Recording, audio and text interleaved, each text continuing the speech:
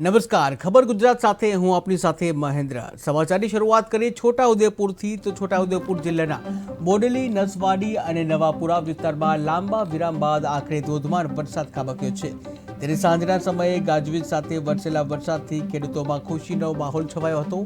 ત્યારે બીજી બાજુ શાળાના બાળકો પણ વરસાદીમાં મજા જોવા મળતા હતા। વરસાદીમાં જે મજા માણતા જોવા મળ્યા હતા, આનંદ પ્રમોદ કરતા જોવા મળ્યા હતા। જો કે આ વરસાદ સાથે વીજ પુરવઠો ખોરવાઈ જવાથી ગરમી અને ઉકળાટનો પણ સામનો કરવો પડ્યો હતો।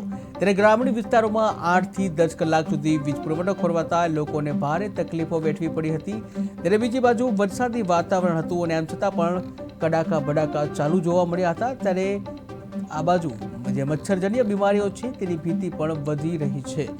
ત્યારે છોટાઉદેપુરમાં ધોધમાર વરસાદ ખાબક્યો હતો અને વરસાદથી ઠેર ઠેર પાણી ભરાઈ ગયા હતા અને જ્યાં પાણી ભરાવાથી જે મચ્છરોનો ઉપદ્રવ થવાની પણ શક્યતા વ્યક્ત કરવામાં આવી છે। ત્યારે ખાસ કરીને વરસતા વરસાદમાં બાળકો છે, આ બાળકો આનંદ પ્રમોદ કરતા જોવા મળ્યા હતા। ટીવી સ્ક્રીનના દ્રશ્યો તમે જોઈ રહ્યા છો કે જ્યાં સ્કૂલના બાળકો છે, સ્કૂલના બાળકો વરસાદની જે આનંદ પ્રમોદ કરતા જોવા મળી રહ્યા છે। ત્યારે હાલ તો વરસાદી માહોલમાં વીજળી ગુલ થઈ હતી। 8 થી 9 કલાક જેટલી વીજળી ગુલ થતા જે તમામ લોકો છે તેઓને ભારે ઉકળાટનો સામનો કરવો પડ્યો હતો।